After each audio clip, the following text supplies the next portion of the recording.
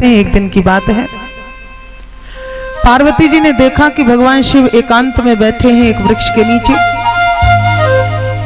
What वृक्ष के नीचे कलकल निनाद करती हुई गंगा जी उनकी जटाओं से प्रवाहित हो रही हैं और एकांत में बैठे हैं, बड़े प्रसन्न चित्त दिखाई पड़ रहे हैं, मुख पर थोड़ी हल्की मुस्कान है। माता जी ने एकांत देखा और बोली कि कोई भी गण प्रभु के पास नहीं है, आज अपने मन की बात कह देती हूँ। पहुंच गई पास में, प्रणाम किया, भगवान शिव ने आशीर्वाद दिया और उन्हें अपने वाम भाग में बिठा लिया। पार्वती जी को बड़ी खुशी हुई कि प्रभु ने मुझे अपने वाम भाग में बिठा करके पत्नी का अधिकार दे दिया है। अब तो मन में विचार करने लगी कि काश प्रभु मुझे इतना प्रेम करते कि मुझे वाम भाग में धरती पर ना बिठा करके अपनी गोदी में बिठा लेते। उसके लिए मुझे कुछ और करना पड़ेगा क्या? तो विचार आया कि हाँ, मेरी बहन गंगा को भगवान शिव ने अपने शीश पर धारण कर रखा है। उसने कौन सा कार्य किया जो भगवान ने अपने सिर पर बिठा रखा है? तो मन में विचार आया कि मेरी बहन ने तो सारी दुनिया के पापों को धोकर के सबको पवित्र किया है। इसी बात से रीझ करके प्रभु ने इनको शीश पर धारण कर लिया। मैं भी एक गंगा बहाऊंगी जिससे मेरे प्रभु मुझे सिर पर नहीं केवल गोदी में बिठा लें, अपने आधे अंग में निवास दे दें।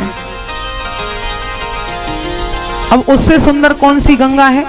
गंगा जी से सुंदर और कोई गंगा है क्या? तो विचार आया, अपने आप प्रश्नोत्तर चल रहा है मन में।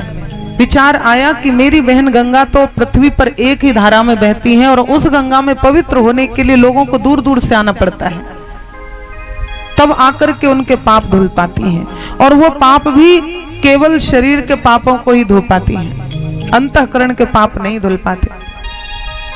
मैं तो एक ऐसी कथा गंगा बहाऊंगी पृथ्वी पर जिसमें नहाने के लिए लोगों को दूर से नहीं आना पड़ेगा, उनके दरवाजों के सामने ही बहेगी, उनके गांव गांव में बहेगी, और जिसमें स्नान करने से शरीर के ही मैल नहीं अंतःकरण का भी मैल धुल जाएगा। ऐसी कथा गंगा में बहाऊंगी, राम कथा गंगा।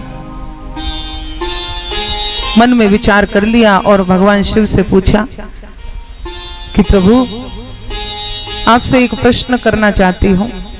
बोलो देवी। कि महाराज पहले ही क्षमा मांग रही हूँ, गलती हो जाए तो क्षमा कर देना। शंका के भाव से, केवल शंका का समाधान कराना चाहती हूँ, परीक्षा के भाव से नहीं। हाँ, पिछले जन्म में मैंने अवश्य शंका की थी और वो ऐसी शंका की थी कि परीक्षा करने चली गई थी भगवान की।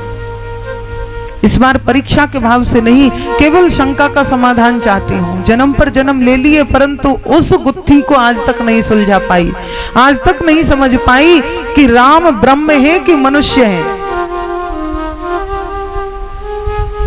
यदि राम राजकुमार है तो वो ब्रह्म कैसे हो सकते हैं? मनुष्य है तो ब्रह्म कैसे हो गए? और ब्रह्म है तो उनको मनुष्य बनने की क्या जरूरत पड़ गई?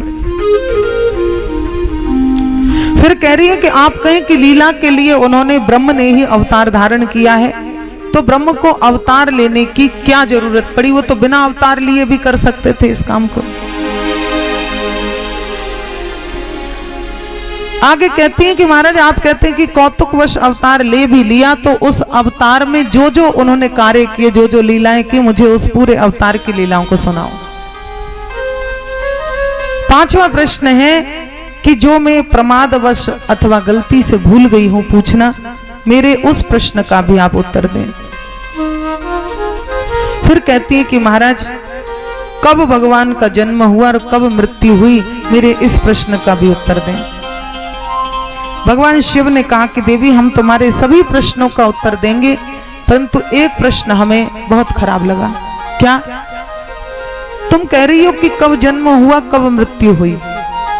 आप ये बताओ, आपको कोई व्यक्ति बहुत प्रिय है, प्रिय से भी प्रिय है, तो क्या आप उससे बिछुड़ना चाहोगे? आप चाहोगे कि उसकी मृत्यु हो? नहीं चाहेंगे ना। और जन्मोत्सव हम हर बार मनाते हैं कि जब जन्म हुआ था तो चलो उत्सव मनाते हैं, बर्थडे मना लेते हैं बच्चे का।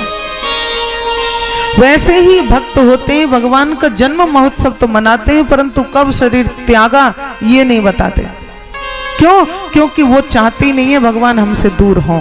वो इस लीला को न याद करना चाहते हैं, न सुनना, न कहना। अर्थात देवी, मैं केवल तुम्हारे उसी प्रश्न के उत्तर को नहीं दूंगा कि भगवान का कब तिरोधान हुआ, बाकी मैं सारी कथाएं सुनाऊंगा। और देवी, तुमने भगवान की कथा पूछी है मुझे, तुम्हारे माध्यम से अब मैं सारे संसार को कथा गंगा मैं अवगाहन कराऊंगा। इतनी प्रिय लगी पार्वती जी कि उन्हें उठाकर के गोद में बिठा लिया, अपने आधे अंग में निवास दे दिया।